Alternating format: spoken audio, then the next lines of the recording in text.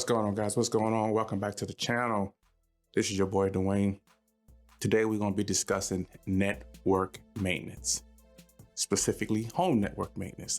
This is something that I do once or twice a year. And when I say home network maintenance, I mean I really dig deep into some things in my home network to fix problems that I think happen just normally happen from people using a network on a normal basis. And it may not be anything that you notice, but it may be something that you say, well, I haven't done it in a while and I just need to do it. So the first question that I'm often asked, guys, is or I'm often confronted with is, my network is running slow, or my computer is running slow. What do I need to do? Or man, I forgot the IP address of X piece of hardware on my network. How do I fix that? Or another thing is, I got some notes here, guys. Let me see if I can remember. See this thing here. The passwords. You can't remember the password. So some things, glasses. Some things that we need to talk about. You can't remember your passwords. You can't remember what's going on. That's something that I'm often confronted with. So when I start forgetting things like that, I realize that, hey, it's a time to conduct some maintenance, guys. So first of all, let's talk about hardware maintenance. Hardware maintenance, the first thing you need to do when you're looking at hardware maintenance is basically just look at your equipment. Make sure that the power cords are not getting hot. That's one thing that we often overlook, that, we got all these cords and we got all these things running around the network, and, they just kind of like get bundled all together, and all the cords and everything get thrown into one pile. But we don't think, to see, are these power cords getting hot? Another thing is, are you running too much through your network? Through your electrical system. Meaning, when I first started doing my home network, I had 2 computers. It wasn't a big deal. A circuit can handle 2 computers, but when you start adding servers onto it and switches and everything's pulling power. Take into account how much electricity you're pulling through that circuit. And then again, that also goes back to things start to heat up. So when things start to heat up, fires start. So that's the first thing you need to look at. The next thing is your Ethernet cables. Take a look at your Ethernet cables. Make sure they're not frayed, make sure they're not coming undone. Make sure they're plugged in. What I usually do is I pull mine out and place them back in the actual the actual little socket. Cause, I noticed that sometimes they will get stuck in there. So I like to just pull them out and reseat them. So I make sure everything's getting good connectivity. The fans on your computers, make sure you dust the computer out. We think just because we got a dust filter that is gonna protect everything. No, you need to get some canned air or whatever you're gonna spray it out, and spray your computer out just to keep everything nice and running. If you have a water loop, make sure you flush the water loop. That's one thing I gotta do. I got a water loop that I didn't even think about it, but I have not flushed my water loop in at least probably 3 or 4 years. So as a result, you might start getting some algae growing in there. So you need to flush that water loop, make sure everything's working out okay. Your server bolts. So that's another thing. Sometimes you'll take a server out, or you'll take a switch out and you forget to get both the servers back in, or you put 1 or 2 bolts back in the servers. I am guilty for putting 1 or 2 bolts back in my servers. That's something that I need to work on myself. So server bolts, just make sure that all the switches and everything is bolted in there, and you just don't have machines sitting on top of other machines. So it's another thing to take a look at.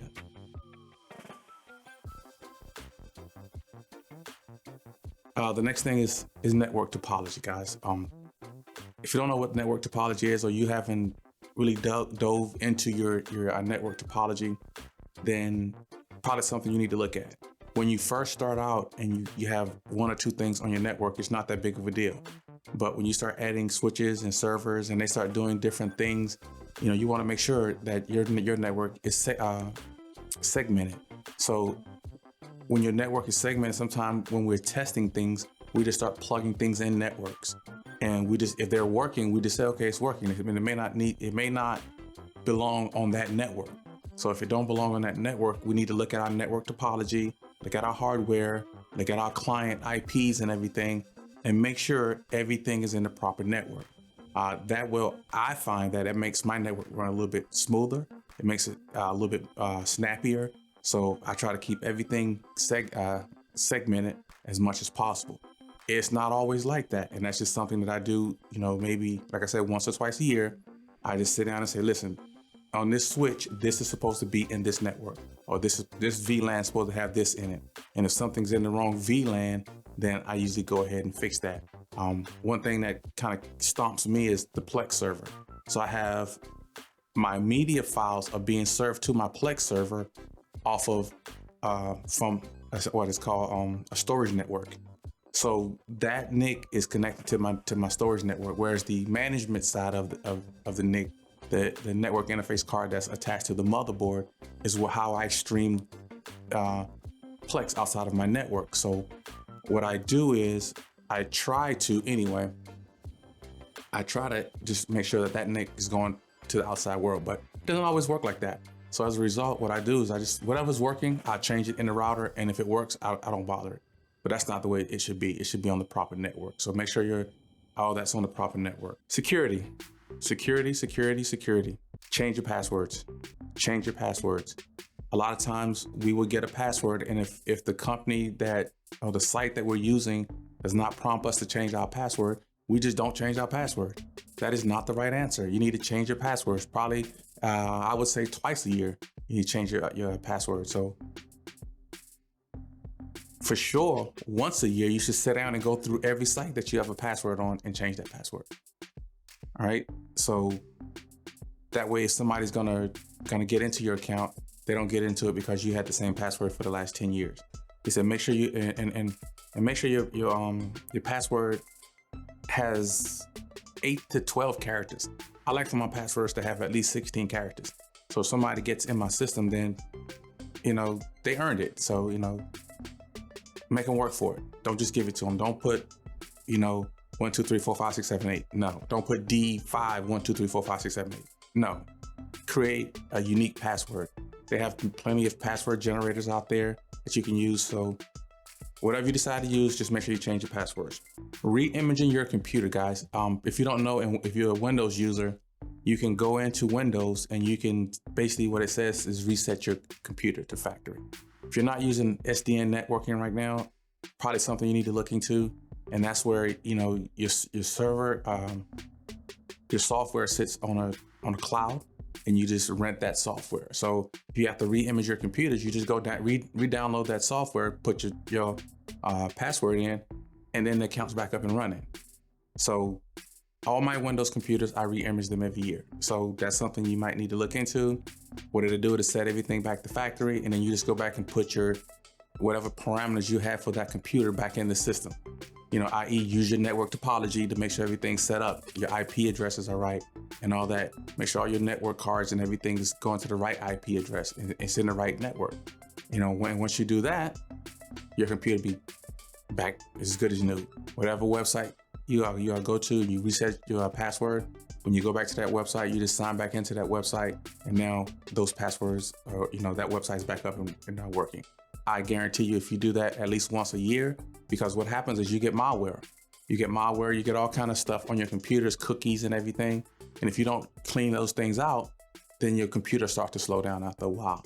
So just go back into the system and re-image it, and your computer should be as good as new. Everything should be working fine. Update your drivers, whatever drivers you had on there, whether it's using NVIDIA, AMD, or whatever drivers you've been using, and make sure you update those individual things. Those things, so that everything's running as smooth as possible. Confirm that no computers are using your admin account. If you have a Windows computer and you log into the admin account, you need to go into your account. You need to set up a separate account other than your administrative account. Because if anybody gets into your computer for whatever reason, then you got a problem. You got a problem because they're using the admin account. So if they get in and you're on the internet surfing the internet and they're able to get into your computer, they have admin rights to your computer, and they can move around your computer as they see fit. So create another account that does not have admin rights and use that account as your daily driver. If you have to make any adjustments to your computer, then you can go into your administrative account and use that administrative account and then make the adjustments and then come back and use your regular user account. Next thing is backing up, guys. I understand the need to back up, but a lot of times, we don't even think about it, that we don't back up our files until it's too late. You should be using a 3-2-1 backup system. That means 3 copies of your files on 2 different medias, on 2 different forms of media, and 1 copy needs to be backed up off site. So what does that mean? That means I use TrueNAS here at my house. So I have all my files setting on a TrueNAS server. So every night that TrueNAS server replicates it back to another TrueNAS server that is here on site. So I have 2 copies of those same files here on site. So if anything happened to my main copies, I can go to that replication copies. I'm also taking snapshots. So every day or every day, there's a snapshot made of all my data in each data set. So if anything happened, or if I get any kind of malware, I can revert back to a previous snapshot and still have my data. The same thing with the replication. If anything happened to that data, I can pull that data back off of another TrueNAS server. I also back up to CrashPlan. CrashPlan is an off-site backup. I'm currently in the process of changing and testing out Backblaze to see how that's going to work out, because Backblaze work with TrueNAS. So I'm going to start using Backblaze to back up my files on my TrueNAS server to Backblaze. That way I will have 3 copies of my files. I will have 2 copies here and then 1 copy in the Backblaze server. So 3-2-1 backup, guys. And it may seem like, well, I don't need that much backup. You need that much backup, especially if you have important files. I keep everything on my computer, so make sure you back it up. Firmware. Make sure you checking your firmware of your computers. Make sure you check the firmware of your IoT devices, because that's how people get into your networks. Because of vulnerabilities in firmware. I use Ubiquity network stuff here in my house, and Ubiquity is always pushing out firmware updates, software updates. So make sure you checking all that up. And then before you update to a new firmware, make sure you back up the previous firmware. That way, if anything happened and it's not working right, then you can revert back to the previous version of the firmware. So I keep firmware updates for all my computers, all my network devices, and then I also back up all my software, whatever software, any SDN software that I have. And you're basically backing up the network configuration when you do stuff like that. So you can always revert back to a file. So guys, that's basically it. I just want to do a quick video to let you guys know of some things that maybe you need to take a look at if you're not doing it on a yearly basis, or at least twice, once a year, at least twice a year. I like to do it at least twice a year. I don't go through everything twice a year, because sometimes, you just need to do small tweaks, to make sure everything's working right. But at least once a year, I completely go through all my network topology and everything, and make sure everything's up and running for the next year. So if this video helped you out, leave me a comment down in the comment section. If it got you thinking a little bit, also leave me a comment. If this video sucks, leave me a thumbs down, guys. That's fine. If you leave a thumbs down, just please, give me some advice on how I can make things better. Trying to learn this game, trying to learn as much as I can. So, all right, until next video, guys, you guys have a nice day. Take it easy now. Bye.